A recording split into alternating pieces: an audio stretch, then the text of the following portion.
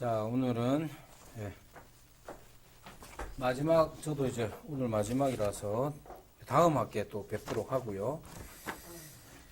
자, 오늘 다음 학기에 또 인간론과 기독론으로 다음 학기에 좀 배우도록 함께 좀 하도록 하고요. 저도 이거 준비하면서 저도 이제 뭐 책을 안 읽거나 공부를 안 하는 사람은 아닌데 그래도 또 이렇게 여러분 덕분에 공부 다시 정리하게 돼서 좋습니다. 자, 우리 하나님에 대한 묵상 15, 16, 17강 마지막인데요. 자, 첫 번째 15강은 하나님은 왕이시다 하는 겁니다. 자, 그러면 하나님은 왕이시다 하는 말은 이 책에서도 나오지만 구약에 한 50여 군데 하나님은 너희의 왕이시다, 여호와는 왕이시다 하는 개념들이 있어요. 그래서 굉장히 중요한 개념이죠. 굉장히 중요한 개념인데 이거를 이제 왜 하나님께서는 왕이라고 말하셨을까, 이렇게 계시하셨을까, 이 점을 좀 생각해 볼 필요가 있습니다. 그래서 이제 이게 왕 그러면 다스리고 다스림을 받고 이 개념이잖아요. 그래, 이게 가장 큰 개념인데, 그러면 이 책에서도 말하는 게 뭐냐면, 그러면 하나님은 주이시다 했을 때에 그 주종관계 안에서 다스림도 다 이야기 되지 않느냐는 거예요. 주가 다스리시는 분이고 종은 다스림을 받는 거고, 그죠? 근데 왜 왕이라는 표현을 다시 했을까? 이 점을 좀 이해할 필요가 있습니다. 자, 그래서 주종관계에 있어서 핵심적인 것 중에 가장 이 주종관계를 바르게 이해해야 하는 바른 이해를 돕는 게 뭐냐 하면 여호와라는 거예요. 여호와인데 이게 이제 주라는 의미가 되는데 이때 여호와라는 이 계시의 말씀이 하나님의 호칭에 관한 계시가 주종관계의 특징을 가장 잘 드러냅니다. 자, 여러분들도 주종관계 다 있으시잖아요. 자, 누가 주인이 되느냐? 누가 주인입니까? 최일란 집사님 있죠? 김정선 집사님. 아유, 저랑 똑같네요. 자, 나만 그런 줄 알았더니 세상의 모든 남자는 다 그렇군요. 자, 주종관계라는 게 뭐냐면 허락이 필요하죠, 그죠? 허락이 필요합니다. 그런데 이제 하나님께서 여호와께서 우리의 주가 되신다 하는 이 말의 의미는 일반적인 주종관계와 달라요. 어떻게 다르냐? 여호와가 우리의 주가 되신다는 말은 여호와를 우리는 경배한다는 점에서 잘 다릅니다. 김정상 집사님이 최일란 집사님을 주로 모시고 살지만, 그죠? 경배하지는 않잖아요. 경배까지 하면 안 됩니다. 경배는 하나님께 해야 되는 거니까. 자, 일반적으로 많은 이 세상의 모든 관계들이 주종관계에 있습니다. 예를 들면 사장님하고 일반 사원하고 주종관계 확실해야 됩니다. 그게 만약에 틀어진다, 그건 문제가 되는 거죠. 자, 이런 것들은 모든 피조물 안에 대부분 다 나타나요. 예를 들면 지난번에 잠깐 언급했지만 이제 조던 피터슨이라는 분이 요번에 이제 새로 또 질서너머라는 책을 냈는데 그 이전에 12가지 인생 법칙이라는 책으로 베스트셀러가 됐어요. 엄청 유명한 분이에요. 조던 피터슨의 그 12가지 인생 법칙에도 이 사람은 읽을 필요가 없습니다. 이 사람은 하나님 믿는 사람도 아니고 그럼 읽을 필요가 없습니다. 아무튼 그 사람이 하는 얘기 중에 하나가 뭐냐 하면 이런 거예요. 인생을 위한 조언들인데 어깨를 펴고 당당히 걸어라, 아침에 일어나면 이부자리부터 개라, 이런 얘기예요. 그런 얘기인데 그런 얘기들을 진화론적 관점에서도 가지고 오고 자기가 필요한 거 있으면 다 가지고 땡겼습니다. 그 중에 하나가 뭐냐면 어깨를 펴고 당당히 걸어라 이런 게 있는데 왜 그러냐면 바닷가재들도 그렇게 한다는 거예요.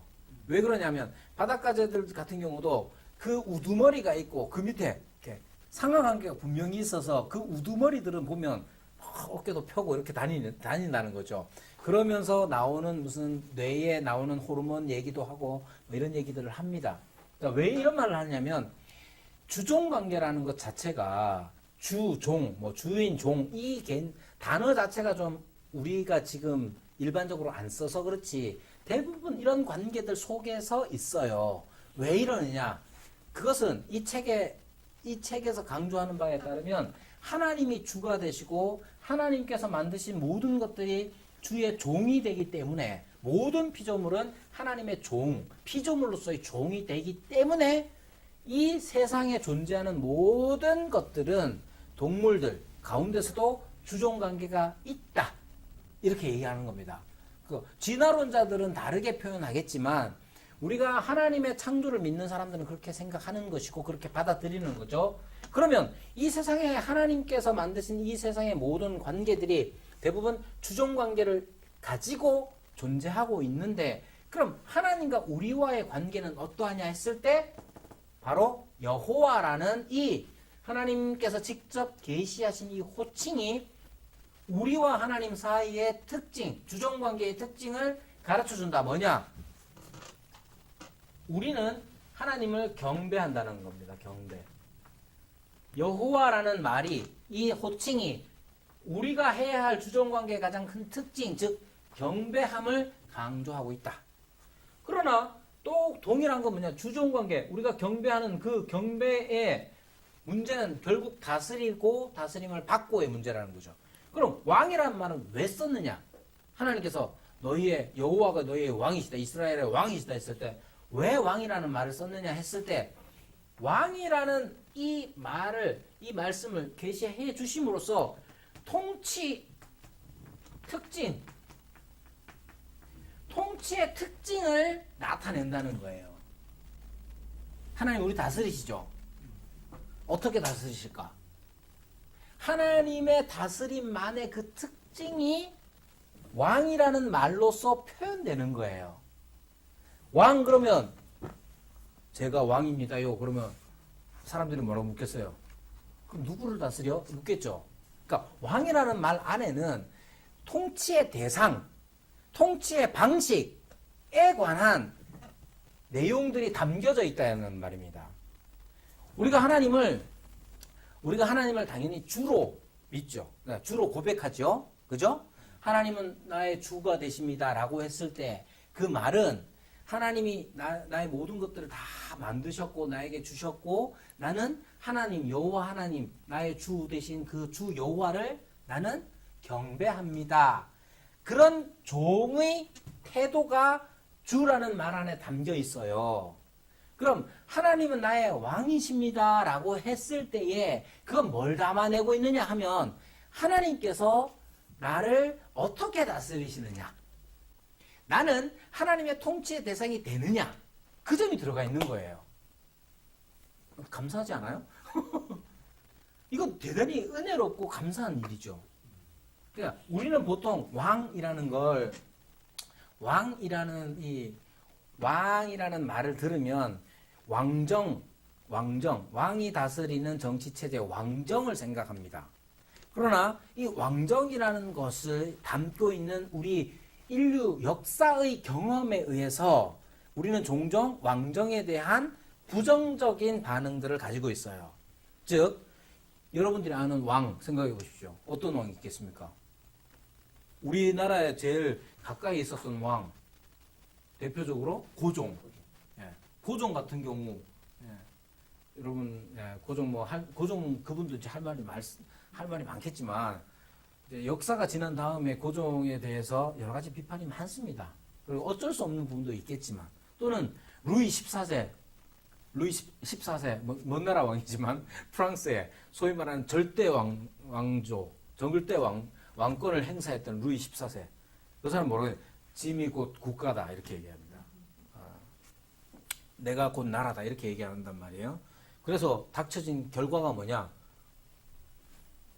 프랑스 대혁명 때 사람들이 행했던 바가 뭐냐? 그 사람들 다 왕 잡아가지고, 단두대. 다, 그렇게 처리한 거예요. 그러니까 왕정에 대한 부정적인 이미지가 우리에게 있기 때문에 그리고 왕정이라고 했을 때 왕이 마음대로 하는 거 아니에요. 왕이 짐이 곧 법이다 뭐 이러면 내가 하라는 대로 해. 다 그렇게 되기 때문에 지금 민주주의, 자유민주주의 사회에서 왕정에 대한 부정적인 반응들이 있을 수 있습니다. 그래서 하나님은 왕이시다 했을 때 이렇게 생각할 수도 있어요. 그러나 성경에서 말하는 이 하나님은 왕이시다 했을 때 강조하는 건 뭐냐? 하나님의 통치의 특징을 말하는 거예요. 자, 지금도 마찬가지. 지금도 왕국이 있습니까? 없습니까? 왕국은 있을 수도 있고 없을 수도 있는데 왕은 있어요. 그죠? 최근에 영국 여왕 남편이 죽어가지고 돌아가셔서 있었죠. 또 북유럽 쪽에도 왕들이 있고 뭐 가까이에는 저 일본 왕도 있고 뭐 있잖아요. 이런 왕들이 뭐 하느냐? 통치는 안 합니다. 요즘은 다 통치는 대부분 다 안 합니다. 그러니까 왕이 있다고 했을 때에 우리 인류의 역사에 있어서도 그 왕이 있다는 것 자체가 통치의 특징을 나타내 준다 이 말이에요. 영국 여왕이 어떻게 행하고 영국 여왕이 캐나다에도 왕노릇 하거든요. 캐나다 가도 막 호주 가도 이렇게 한단 말이에요. 자, 그런 것처럼 하나님께서 왕이시다 했을 때에 그건 하나님의 통치의 특징, 즉 누가 하나님의 통치의 대상이 되느냐 하는 점을 강조하고 있는 거예요. 그래서 여기 16강에 나오는 내용이 그거잖아요. 사무엘상 8장 얘기하죠. 사무엘상 8장 19절부터 나오는 내용. 사무엘 때에 이스라엘 사람들이 와가지고 우리한테도 왕을 세워 주십시오 이렇게 얘기한단 말이에요. 그럼 그 왕이 어떤 왕이냐? 어떤 왕이냐 했을 때 그들이 생각하는 왕이 있고 그에 비해서 또 그들이 생각하는 왕과 또 하나님이 왕 되심에 대해서 가르쳐 주고 있단 말이에요. 자, 어쨌든 하나님께서 우리의 왕이 되신다 했을 때 반복해서 말씀드리지만 그 통치의 특징, 통치의 대상에 대한 겁니다. 이 책에는 안 나오지만 이렇게 하나님이 왕이 되신다 하는 것을 개혁신학자들은 크게 두 가지로 얘기합니다. 두 가지 뭐냐 하면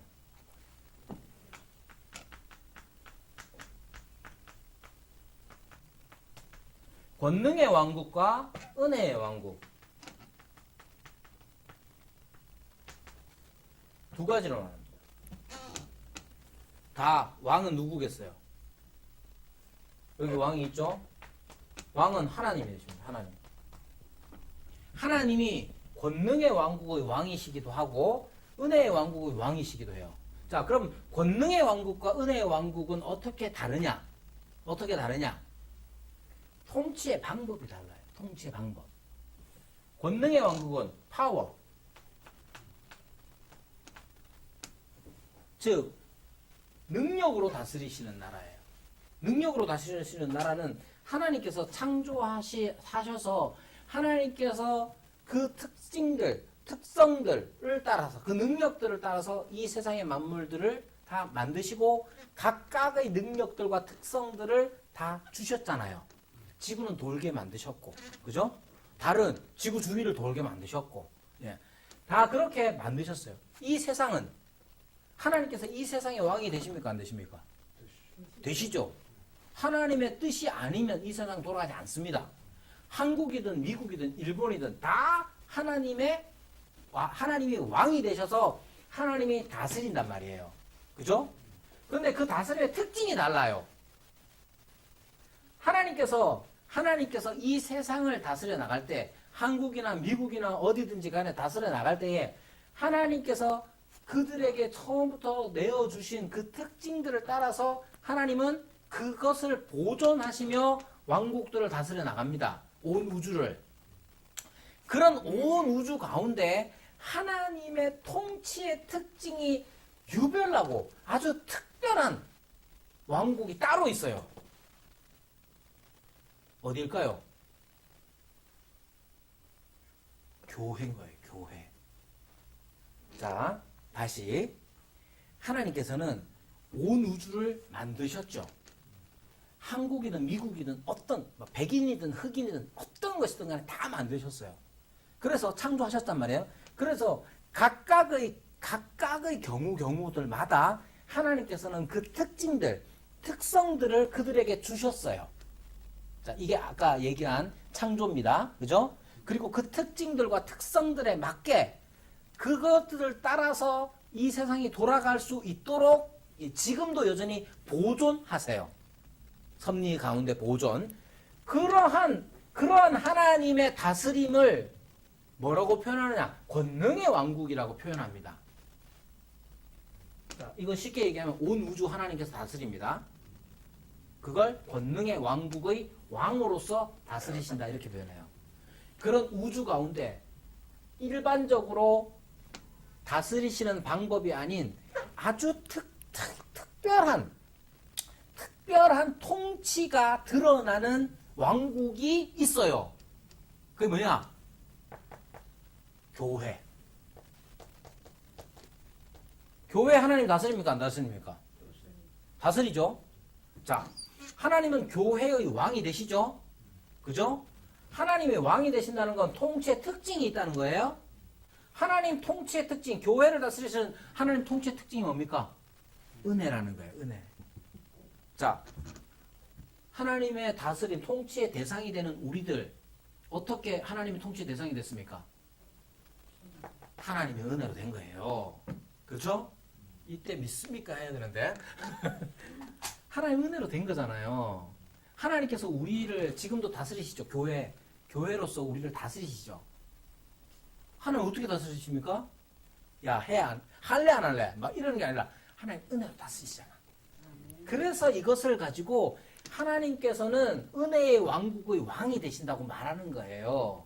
그러니까 구약에서 하나님은 왕이시다, 여호와는 너희의 왕이시다 했을 때 그건 지금 막 사람들의 경험 속에 있는 이 세상의 다양한 왕들의 좋고 나쁜 점을 얘기하는 게 아니라 구약 안에서 드러나는 특징, 즉 하나님이 왕이 되신다는 건 통치의 특징을 드러내는 거예요.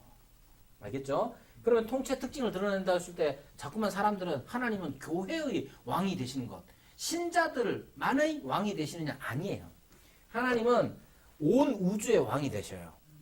그죠? 온 우주의 왕이 되신다는 표현을 권능의 왕국의 왕이시다 말하고, 그런 하나님이 통치의 특징을 달리하셔, 통치의 방식을 달리하셔서 은혜로서 다스리시는 왕국이 있어요. 어디에?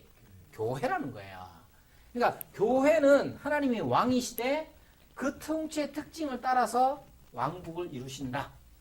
그래서 은혜의 왕국이다. 이렇게 얘기하는 겁니다.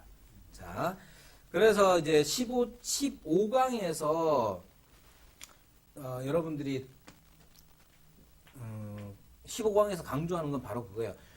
하나님의 통치 방식 가운데 하나님을 왕이라고 했을 때에는 하나님의 통치 방식 가운데 통치의 대상을 선정하시고 통치의 성격을 명확하게 보이시려고 왕이라는 말을 쓰신 거예요. 그래서 그 다음에는 이제 아담의 통치의 특징, 그러니까 아담도 하나님의 통치를 본받으려고 했다 하는 것입니다. 물론 이제 그 뒤쪽에 가면 이쪽부터는 이제 시대적으로 약간 예민한 게 좀 있어서 조심스럽습니다. 왜냐하면 이제 아담과 하와의 첫 번째 가정을 그리고 아담의 역할이라는 것을 우리는 너무 쉽게 단순하게 아담은 한 여자의 남편, 하와의 남편이었을 뿐이야 라고 생각하지만 그 안에 담긴, 예를 들면 이제 김홍전 목사님이 쓰신 책 중에 잠깐만요. 혼인에 관한 책이 있습니다. 혼인가정교회라는 책이 있습니다. 이 2권짜리 책인데 그 책에서는 첫 번째 가정인 아담과 하와의 관계 안에서 이 혼인 관계가 어떠하냐, 그 안에 담긴 좀 더 신학적인 아주 폭넓은 신학을 담고 있습니다. 여기에서는 잠깐 이제 맛을 보여주는 건데, 아담이 이제 창세기 1, 2장을 이렇게 읽어보면 하나님께서 아담을 지으시고 아담에게, 그러니까 아담과 하와를 동시에 짓지는 않으셨잖아요. 그죠? 한 아담과 하와를 동시에 지으신 것이 아니고 아담을 지으시고 하와를 지으셨는데 그 시간적인 차이 때문에 생겨나는 일들이 좀 있습니다. 뭐냐면 하나님의 말씀을 맨 처음 아담이 받았고 그것을 또한 전달하도록 이제 그 창세기의 내용상으로는 그렇게 되어 있습니다. 그런 점들이 여기에서 말하는 통치 개념이 아담에게 있었는데 아담은 하와를 나쁘게 생각하지 마세요. 제가 왜 이렇게 조심스러우냐 하면 제가 이제 젊은 사람들하고 같이 이야기를 나누다 보면 이 부분이 굉장히 예민해요. 그래서 이게 조심하는 게 제 몸에 배어서 그러는 겁니다. 자, 여기 이제 줌으로 참석하시는 분들 중에도 젊은 분들이 여기 계시는 분들보다 상대적으로 젊은 분들이 계시는데 그래서 이제 조심스럽게 말씀드리는 겁니다. 자, 아담에게 있었던 하나님께서 부여하신 것들, 예를 들면 생육하고 번성하라 하는 말씀을 그가 들어서 혹은 더 심하게 얘기하면 선악을 알게 하는 나무의 열매를 먹지 마라 하는 금령까지도 들어서 아담은 하와에게 가르치고 전하는 일들 그리고 그것을 다스리는 일들을 해야 했다. 왜냐 이렇게 말하는 근거가 뭐냐 하면 예수님을 제2의 아담이라고 말하기 때문에 그렇습니다. 성경에서. 그러니까 그리스도께서 행하시는 일들을 이미 아담이 처음서부터 받았다라고 여기기 때문에 그래요. 그래서 그리스도의 삼중직, 즉 왕이 되시고 선지자가 되시고 제사장이 되시는 그 그리스도의 삼중직을 이미 아담에게서부터 요구하셨다. 그리고 그 일을 잘 해 나갔어야 했는데 아담은 거기에 실패한 것이다. 이렇게 이제 김웅준 목사님은 얘기를 합니다. 아무튼 이제 강조점에서 좀 벗어난 거기 때문에 간단하게 말씀드리면 15강에서 강조해야 되는 것 하나님이 왕이시다 하는 이 점이 바로 통치의 대상, 통치의 특징을 드러내는 것이다 생각을 하시면 되고요. 16강에 가서는 사무엘상 8장 19절에서 22절 말씀을 가지고 중심적으로 설명을 하시는데요. 구약시대 이스라엘의 왕의 의무라는 것이 백성을 다스리고 그리고 전쟁터에서 선두에 선다는 의미예요. 그걸 지금 사무엘상에서 보면 이스라엘 백성들이 요구를 합니다. 그런데 이 다스린다는 말의 뜻이 뭐냐 하면 자꾸 이제 절대 왕권 생각을 자꾸 합니다. 그래서 막 시시콜콜 막 지 마음대로 막 이런 의미로 생각하는데 구약의 이스라엘의 왕의 특징이 뭐냐 하면 그런 게 별로 없어요. 얼마나 없느냐 하면 다윗이 뭐 잘못하잖아요. 다윗이 싸움을 얼마나 잘합니까? 골리앗도 때려잡고 막 싸움을 엄청 잘하는데도 왜 선지자 하나가 나와가지고 막 삿대질하면서 당신이 그랬잖아요. 막 이렇게 막 할 정도예요. 그러니까 일반적인 우리가 역사상에서 읽어왔던 왕들과 똑같이 이스라엘의 왕을 생각할 경우가 많은데 그렇지 않습니다. 그 대표적인 예로 여호람, 이스라엘의 왕, 아합의 아들, 북이스라엘의 왕 아합의 아들 여호람. 아합이 어떤 왕입니까? 나쁜 놈이죠. 자, 주무실까봐 제가 험한 단어를 썼습니다. 자, 나쁜 왕이에요. 하나님 제대로 그 아들을 또 오죽했겠습니까? 그 여호람 때에 아람 왕 벤 하닷에 의해서 사마리아가 포위를 냅니다. 포위를 되니까 먹을 것이 없으니까 오늘은 너희 집 아들 먹자. 내일은 그러면 너희 집이다. 이렇게 했는데 내일이 됐는데 내 아들 내놨는데 자기 아들 안 내놓는다고 여호람 왕이 지나갈 때 한 여인이 여호람 왕에게 얘기를 합니다. 그거 특징이 뭐냐? 조선시대 같았으면 어땠겠어요? 그런 일이 조선시대 같았으면 어땠어요? 고개도 못 들죠. 왕 앞에 고개를 못 드는데 이스라엘 왕은 그냥 여인네가 그냥 왕이시여 이래가지고 불러가지고 할 정도란 말이에요. 그리고 그 왕이 어떤 일을 하느냐? 평소에 막 이런 일상에 개입하는 게 아니라 무슨 문제가 있으면 왕에게 왔던 거예요. 솔로몬 왕도 마찬가지죠. 솔로몬 왕도 아기에 대해서 이 아이가 내 아이입니다 하고 왔던 여자들이 어떤 여자들이에요? 그러니까 그런 경우들을 볼 때에도 마찬가지예요. 왕으로서 무슨 대단히 막 근엄하게 앉아가지고 있는 게 아니라 그냥 평소에는 자기 일들을 하는 거예요. 일상의 사람들이. 이 책에도 말하지만 이스라엘 땅 그 땅 자체가 4월에서 10월까지는 건기예요. 그러니까 건기인데 그 다음부터 11월부터 시작해가지고 비가 조금씩 내리기 시작해서 12월부터 2월까지가 우기입니다. 그러니까 거기에 딱 맞춰가지고 목축도 해야 되고 농사도 지어야 돼요. 그러니까 바빠 사람들이. 그러니까 절대 권력을 가지고 막 행사하는 게 아니라 사람들이 그냥 일상적으로는 자기들이 양을 칠 일이 있으면 짱치고 농사할 일이 있으면 농사하면서 지내다가 다툼이 생기고 어려움이 생기면 어떻게 하느냐? 왕에게 찾아가가지고 재판을 요청한 거예요. 그럼 왕은 그것을 재판하고 그렇게 지냈단 말이에요. 그리고 이제 전쟁터에 가지고 앞장서서 이제 싸우는 것, 그것을 왕의 의무로 얘기하고 있습니다. 자, 그러면 우리도 생각해 보십시오. 이 점에 대해서 생각할 때 우리 이스라엘 구약 시대의 이스라엘도 그냥 일상을 살다가 필요한 일이 있으면 나가서 아래고 재판을 판단을 받아서 지내왔어요.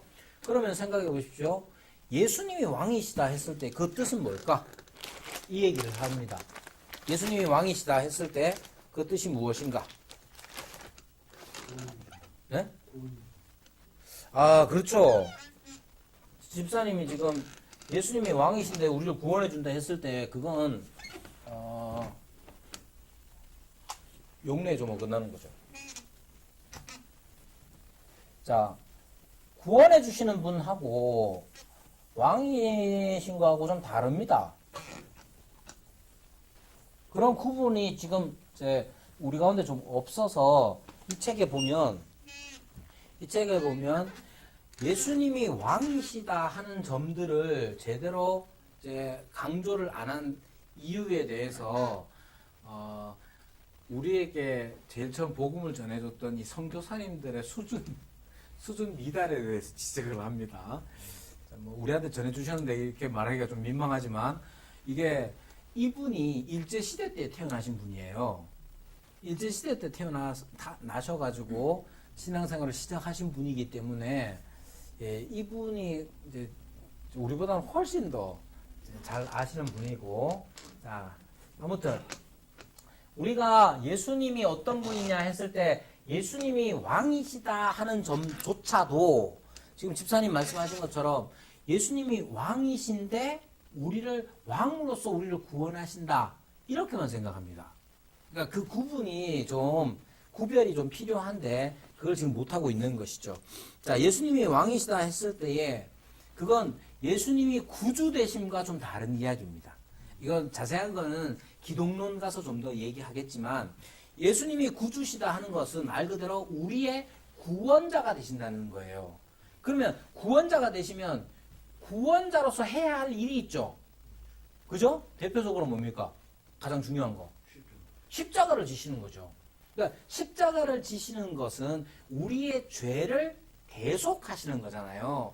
그 일을 하신 건데 그것은 왕으로서 하시는 일이 아닌 거죠. 자, 그건 아까 통치의 방식, 통치의 특징을 얘기할 때에 하나님께서 우리를 하나님의 백성, 통치의 대상으로 삼으실 때에 은혜를 베푸셨다. 그 은혜의 구체적인 방법이 바로 예수 그리스도의 십자가로 말미암는 대속의 은혜인 거죠. 그죠? 그렇게 예수님께서 우리를 대속하셔서 우리로 하나님의 은혜의 통치 안으로 들어오게 하셨어요. 그죠? 들어오게 하셔서 그 다음에 예수님은 계속 그렇게만 계시는 게 아니라 우리에게 왕으로서 우리를 다스리는 분으로 지금 계시는 거잖아요. 그래서 예수님 우리의 구주가 되실 뿐만 아니라 우리의 왕이 되시는데 왕이나 구주나 똑같다 하면 안 되는 거예요. 하시는 일이 달라요. 구주로서 하신 일이 있고 왕으로서 하시는 일이 있다 이 말입니다. 그러니까 예수님이 우리의 구주이시기도 하고 또한 왕이시기도 한데 그걸 똑같이 생각해서 예수님에 대한 태도를 정할 수는 없다. 그래서 예수님이 왕이시다 하는 의미가 무엇인지를 알아야 한다. 예수님이 왕이 되시면 뭘 자, 왕이라는 말은 다스린다는 말의 뜻입니다. 그죠? 그러면 다스린다고 했을 때 그 다스림은 어떤 거냐? 여러분, 예수님이 왕이시면 우리가 그의 다스리심을 받는 거잖아요? 예수님이 우리를 어떻게 다스리실까? 네? 사랑으로 다스리시고 다 말이 많습니다. 그러나 우리가 지금 그 신론을 배웠지 않습니까? 자, 신론을 배웠으니까 하나님의 사역에 대해서 이야기할 때 하나님의 사역에 대해서 이야기할 때 외재적 사역을 생각해 보면 하나님은 우리를 향하여서 작정하시고, 그죠? 창조하시고, 그렇잖아요. 섭리하시잖아요. 그러니까 하나님은 그렇게 우리를 다스리는 거예요. 예수님께서 우리의 왕이 되시고 우리를 다스릴 때에 예수님이 아무 생각이 없이 가만히 있거나 자들이 뭐 하는지 보자 구경하고 그렇지 않습니다. 왕은 통치의 개념이니까 어떻게 다스리실지 예수님 안에 있는 거예요. 그죠? 우리를 향하신 하나님의 뜻이 있다고 우리가 믿잖아요. 그죠? 그러니까 예수님께서 우리를 다스리실 때, 왕이 되신다 했을 때에 우리를 향하여서 어떤 요구와 또는 목적이 분명히 있는 거예요. 그죠? 그러면 우리 신앙생활이라는 건 어떤 거겠습니까? 자, 부정할 수 없는 거. 하나님이 주가 되신다는 거예요. 하나님 주가 되신다. 하나님 왕이시다는 거예요. 또 동일하죠. 동일하게 이제 다스림의 문제가 있는데 하나님이 우리에게 주가 되시고 우리에게 왕이 되시면 우리에게 가장 중요한 건 뭐냐 이 말이에요. 이게 너무 어렵진 않은데 그죠? 자, 하나님이 주가 되시고 왕이 되시고 똑같아요. 강조되는 게 뭐냐? 하나님의 목적이에요. 하나님의 목적 하시는 바가 있단 말이에요. 하나님 뜻이 있단 말이에요. 뜻. 하나님의 뜻이 있어요. 그러니까 주가 되시고 왕이 되시죠. 자, 하나님은 인격적이시다. 하나님은 생명이시다. 다 강조했죠? 이 책에서. 하나님이 인격적이시고 하나님의 생명이 있으시고 하나님 능력이 있으세요. 그죠? 그러면 요것만 있으면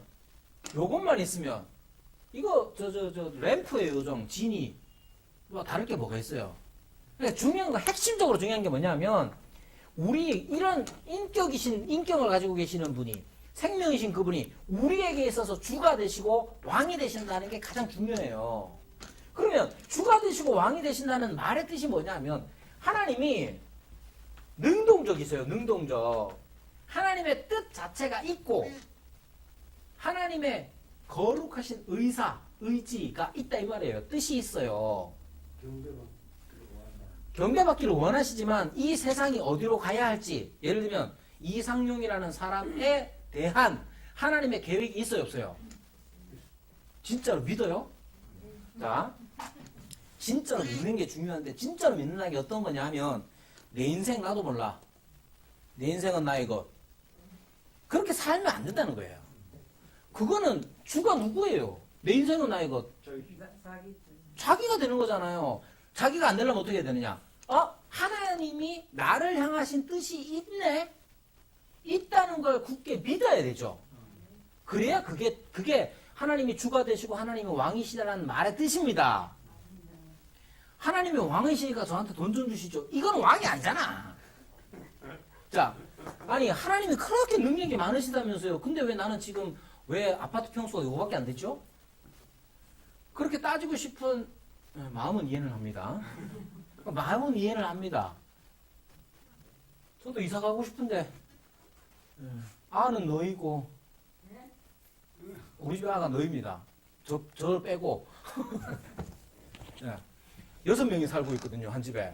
아유 좁아가지고 막 어디 가고 싶은데 좀 넓은 데 가고 싶은데 애들 막 거실에서 막 2층 침대 놓고 자고 막 이러니까 이러고 자 보세요. 하나님이 만유의 주시라면서요. 만왕의 왕이시라면서요. 모든 걸 다 하나님 뜻대로 하신다면서요. 근데 왜 나 아파트 나 한 개도 안 줘요? 이렇게 대들지 말라 이 말이에요. 이렇게 대드는 건 진짜 종, 신하 혹은 그 백성의 태도가 아니라 이 말이에요. 자, 주가 되시고 왕이 되신다는 게 어떤 뜻이냐 하면 하나님 그만이 많이 가지고 있어요. 나 좀 떼주시지. 그런 의미가 아니라 하나님께서 나와 관계하여 하나님의 나를 향하신 거룩한 뜻이 있고 나를 향하신 계획이 있다는 것. 그런 의미에서 주가 되시고 왕이 되신다는 뜻이에요. 그러면 우리에게 있어서 주의 종으로 왕의 백성으로 우리에게 있어서 가장 첫 번째로 취해야 할 태도가 뭐냐 이 말이에요. 그게 뭐겠습니까? 뜻을 아는 거죠. 하나님은 저의 주가 되시오니 하나님의 뜻을 내게 알려주옵소서. 종이 순종하겠습니다. 듣겠나이다 하는 태도가 신앙생활이라 이 말이에요. 그게 신앙생활이지. 믿습니다. 막 지금 내가 31평에 사는데 62평으로 갈 줄로 이게 신앙생활이라고 생각하지 마시라.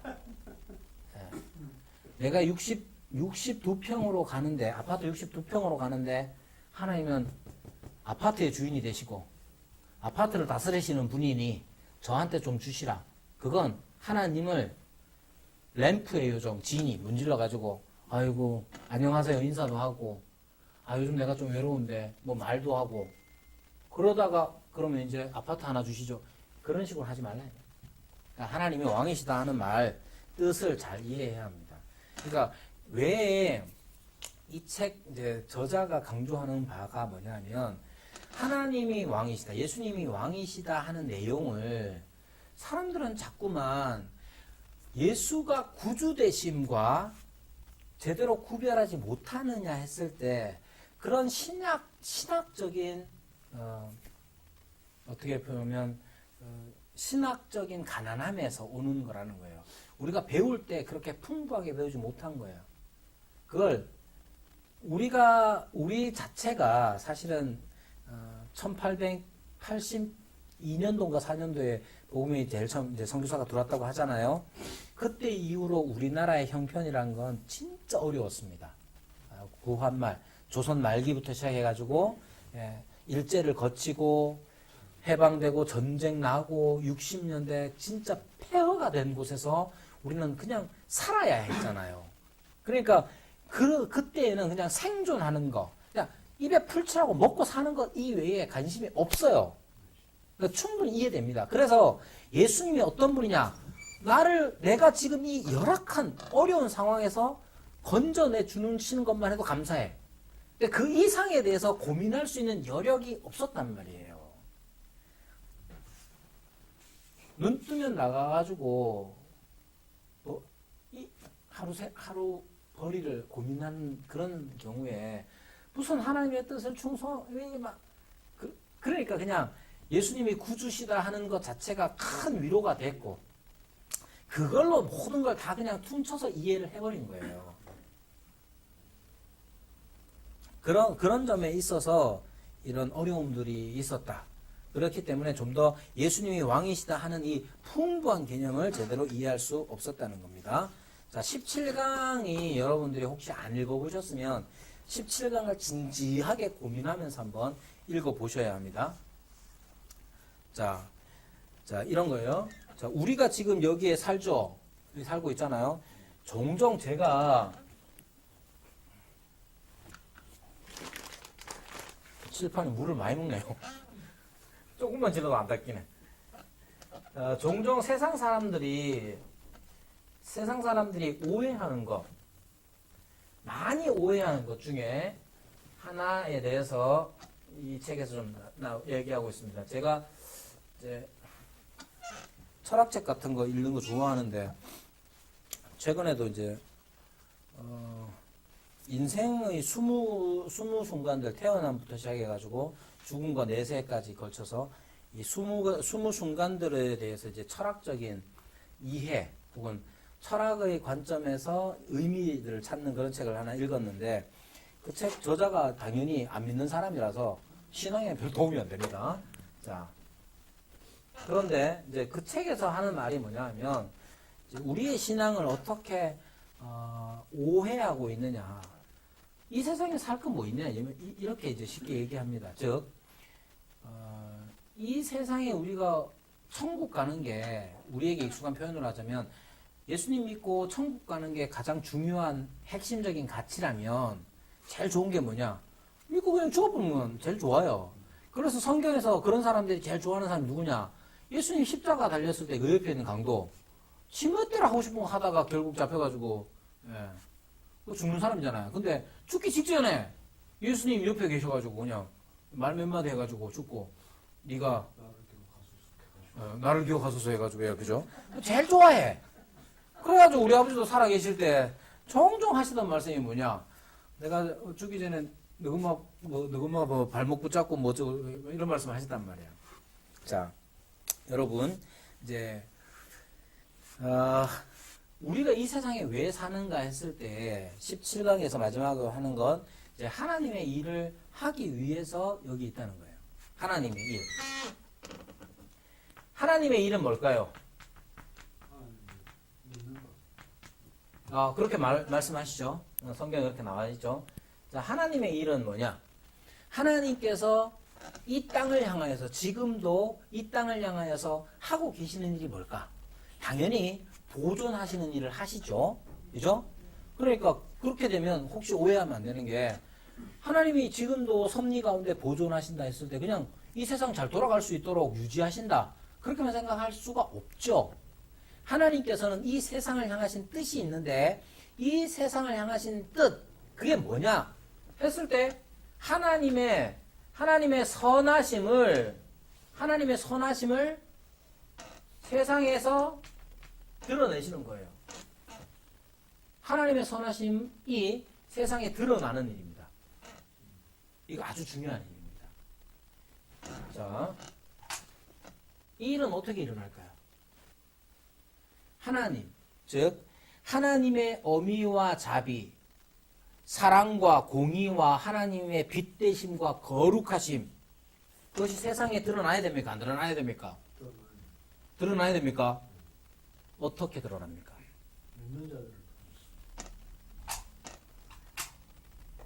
신자를 통해서 드러납니다. 신자를 통해서 드러나죠.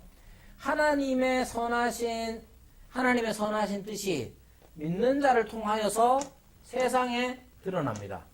그죠? 어떻게요? 삶을 통해서 우리가 어떻게 살면 될까요? 본보기가 돼야 되고 빛이 돼야 되고 자, 이 점을 생각할 때 항상 조심해야 되는 게 뭐냐? 항상 조심해야 되는 게 뭐냐 하면 우리는 얼만큼 살아야 빛이 되고 본보기가 될까요? 그러니까 그렇게 생각하시면 굉장히 위험해질 수 있습니다. 아주 위험해질 수 있어요. 자, 여러분들이 세상 나가면 대부분 다 착하게 사십니다. 저는 그렇게 믿습니다. 아니, 저는 그렇게 진짜로 믿어요. 교회 다니는 사람들이 이제 교회 와서 보고 싶지 않은 것도 보고 막 이러니까 좀 그렇긴 한데 밖에 나가면 그래도 하나님 믿는 사람들 좀 다릅니다. 그거는 이제 저는 그렇게 생각합니다. 그래서 물론 교회 안에서는 못난 모습도 보이고 나쁜 모습도 보이긴 하지만 저는 우리 신자들이 교회 다니는 분들이 세상에 나가서 할 때 이래갖고 되겠나 뭐 이런 생각 늘 하거든요. 자, 그런데 우리가 아무리 평균 이상으로 착실하고 성실하게 정의롭게 산다고 해도 우리는 모든 것들을 다 우리의 삶이 나 개인을 통해서 다 하나님의 선하심을 다 드러낼 수 없다 하는 점이 가장 중요합니다. 그렇다고 해서 포기할 수 있느냐? 그렇지가 않아요. 그리고 이 책에서 강조하는 것은 뭐냐면 교회로서 드러나는 거예요. 자, 제가 교회론을 1년 하고도 1년 6개월 뒤에 다시 하게 되겠지만 교회론을 가장 뒤에 하는데 그래서 이제 여러분들이 다 모르실 것 같아서 자, 교회론에 대해서 얘기할 때 교회론이 가장 저는 개인적으로 제일 중요하다고 생각합니다. 하나님을 어떻게 알아가느냐? 하나님을 어떻게 알아갑니까? 성경 읽으면 그냥 압니까? 안 그렇습니다. 성경을 백독하면 그럼 하나님 잘 아느냐? 안 그렇습니다. 자, 하나님은 교회 안에서 알아갑니다. 자, 어떻게 하느냐면, 자, 이렇게 생각하시면 돼요. 자, 김이라는 분, 김씨라는 분이 있고, 박씨가 있습니다. 다 교인입니다. 다 교인인데, 수준이 어떠냐? 신앙 수준이 어떠냐 하면 차이가 있겠죠. 다 똑같은 사람은 없으니까. 근데 이 사람들이 동일하게 어떠해야 되느냐면, 하나님의 말씀에 순종해야 합니다. 그죠? 둘 다 교회 안에 있기 때문에 하나님의 은혜로 하나님의 은혜의 통치의 대상이 되었습니다. 그러나 수준이, 영적인 수준이 달라요. 달라서 어떤 사람은, 김씨라는 사람은, 김씨는 하나님의 말씀을 순종할 때 약간 지멋대로 합니다. 박씨라는 사람은 더 합니다. 약간인데 약간 더 안 좋아. 대부분 다 그런 사람들이 우리 교회를 이루고 있거든요. 근데 동일한 건 뭐냐? 내가 하나님의 은혜로 하나님의 백성이 되었다 하는 이 의식, 믿음이 있는 거예요.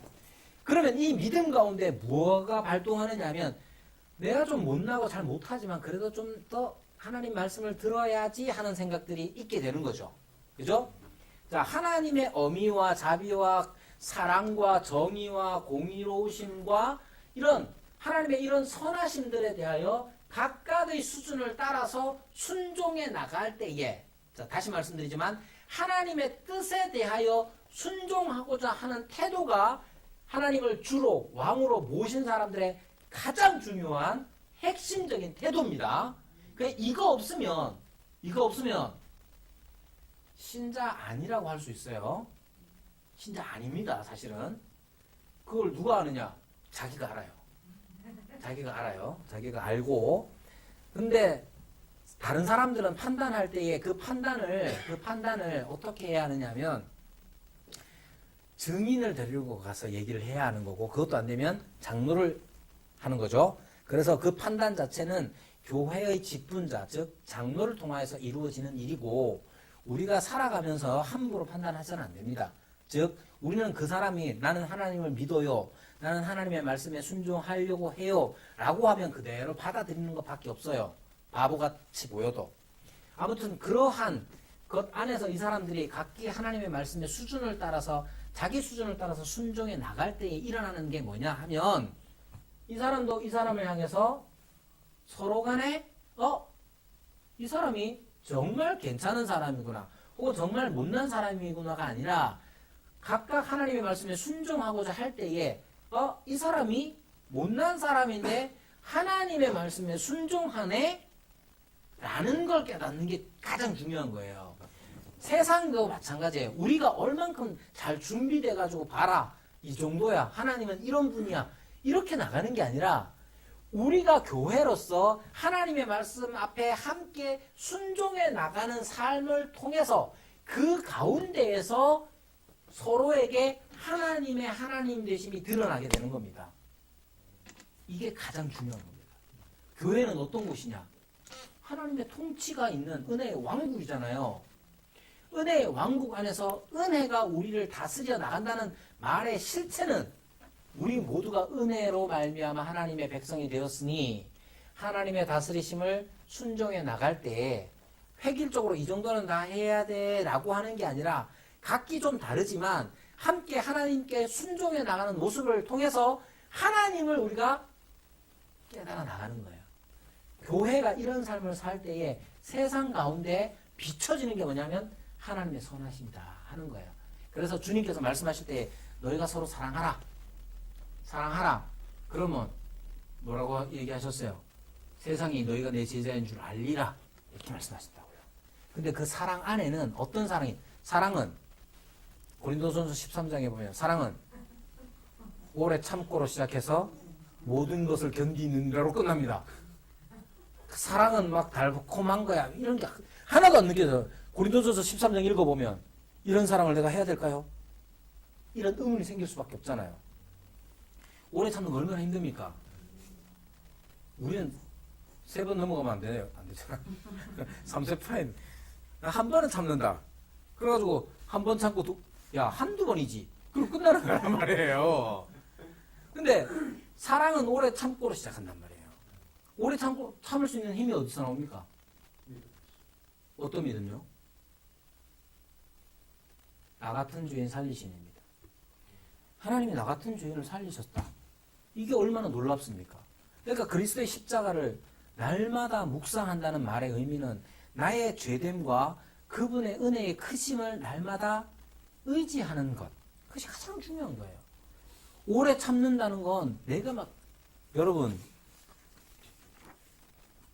예수님의 제자가 그러잖아. 7번씩 용서할까요? 7번에 7번이라도 용서하라고 하시죠. 7번 용서하기도 우리가 어렵습니다. 우리 한두 번인지 이게 끝이에요. 그리고 한 2번째까지도 저놈을 내치기 위해서 2번을 참습니다. 우리 한 번 하면 좀 그러니까 우리 그렇게 완악합니다. 이런 우리를 우리 주님께서 구원하셨으니 그 은혜를 힘입어 그 은혜에 늘 머물러 있을 때에야 비로소 오래 참는 그 사랑을 행할 수가 있는 거예요. 그럴 때에 어떤 일이 일어나느냐? 하나님의 선하심이 교회 안에서 확인되어지고 우리가 향유 마음껏 누리고 그 누림을 통해서 이 세상에 나아가서도 우리가 변화되는 성장하는 삶을 살 수가 있는 거예요. 그래서 우리는 왜 이 세상에 사는가? 하나님의 일을 위해서 우리 이 세상에 사는데 하나님의 일이 뭔가? 하나님의 선하심이 세상에 드러나는 거예요. 어떻게 드러나는가? 우리가 교회로서 은혜의 통치 아래 늘 머물러 있을 때에 드러납니다. 시간이 없어서 구체적인 내용들을 다 다루기는 어렵지만 그 사이에서 우리에게 필요한 것 2가지만 얘기할게요. 여기에 말하는 것처럼 품성과 사명입니다. 품성과 사명. 우리는 그리스도적인 품성을 늘 담아 살아가야 할 뿐만 아니라 그리스도적인 사명을 가지고 살아야 됩니다. 이것은 2개는 분리될 수 없어요. 분리될 수 없고 품성과 사명이 늘 함께 가는 거예요. 하나님 안에서 내가 하나님의 은혜의 통치를 받는 자라는 그 인식이, 그 믿음이 우리를 그리스도를 닮게 합니다. 그러나 그리스도를 닮는다는 건 내 인격, 내 인격의 수양이 아니에요. 자, 교회에 관한 거는 교회 그리스도 생각해 보십시오. 그리스도가 얼마나 크십니까? 크죠? 크신 분이죠? 근데 내 몸뚱아리 하나를 어떻게 다 담습니까? 그러니까 그리스도는 크신 분이에요. 근데 자꾸만 사람들이 신앙생활을 할 때 그리스도를 담는 것 얘기하는데 그리스도를 담는다는 말의 의미가 뭐냐 했을 때 대부분 자기가 도덕적이고 윤리적으로 사는 걸 얘기해요. 여러분, 그리스도가 그렇게 작습니까? 그리스도는 크신 분이에요. 내가 다 담아낼 수 없다고요. 나는 그분의 지체로서 일부분만 담당하는 거예요. 그러면 더 큰 것을 봐야 되는데 그 큰 게 뭐냐? 교회라는 거예요. 교회. 교회는 그리스도의 몸이잖아요. 그래서 그리스도를 닮아가되 나 혼자 다 담아내는 거 낼 수 있는 양 생각하지 말고 교회 전체로서 그리스도 되심, 그리스도의 품성을 담아낼 수 있도록 나에게 허락된 부분이 무엇인지를 알아가고 그거에 맞춰서 살아갈 때 나에게 필요한 일이 뭐냐? 사명을 발견하게 되는 겁니다. 자, 교회론 할 때 좀 더 다루도록 하고요. 교회론을 다루려면 1년 6개월 더 있어야 되는데. 교회론이 제일 재밌습니다. 교회에 대한 인식이 가장 적습니다. 그러니까 이단이 와가지고 하나님에 대해서, 기독론에 대해서, 구원론에 대해서 뭐 얘기하면 야 그건 아니야 이거야 말은 못해도 이거 좀 찝찝한데 이런 느낌이 있어요. 교회론은 그것도 없습니다. 교회론은 교회가 전도 많이 하고 착한 일 많이 하면 끝. 교회가 어떤 교회가 좋은 교회예요? 그러면 전도 많이 하고 그리고 세상적인 좋은 일 많이 하면 더 이상 말을 못해. 그런 게 많습니다. 그래서 교회론에 대한 공부 아주 많이 필요해요. 그래서 여러분들도 1년 반 동안 기다리실 필요 없이 교회론에 대해서 많이 공부하시고 배워나가는 일. 그리고 실제로 교회를 이루어가는 게 무엇이냐. 단지 내가 교회 출석만 해가지고 헌금하고 때때로 기도에 잘 출석하고 그냥 출석만 잘하면 헌금만 잘하면 그게 다냐? 생각을 많이 해야 돼요. 그래서 교회가 아까 잠시 말씀드린 것처럼 교회는 신자들의 어머니예요. 신자의 어머니라고 해요. 왜냐? 교회 안에서 신자가 태어나고 믿는 자가 태어나고 믿는 자가 양육받아서 성장하는 겁니다. 그렇게 해서 교회는 더 교회다워지는 거니까. 이 점을 이제 이 책 17강에서 마지막에서 좀 더 간략하지만 진지하게 다루고 있습니다. 그래서 여러분들이 혹시나 이 책을 마지막이라 그런지 숙제도 많이 대부분 안 내셨던데. 자, 어쨌든 이 숙제 여부, 제출 여부와 상관없이 마지막 강을 한번 읽어보시고 해주셨으면 좋겠습니다. 예, 저는 오늘로써 이번 학기 강의는 다 마쳤고요. 다시 말씀드리지만 여러분들 또 이런 기회가 주어져 가지고 개인적으로 굉장히 즐거웠고 제가 너무 소리를 질렀나 봐요. 그래서 어떤 분이 메일을 보내시면서 매주 열정적인 강의에 감사한다고 그러는데 그걸 보는 순간 소리를 너무 질렀구나. 그래도 즐거운 마음으로 했습니다. 감사합니다. 네.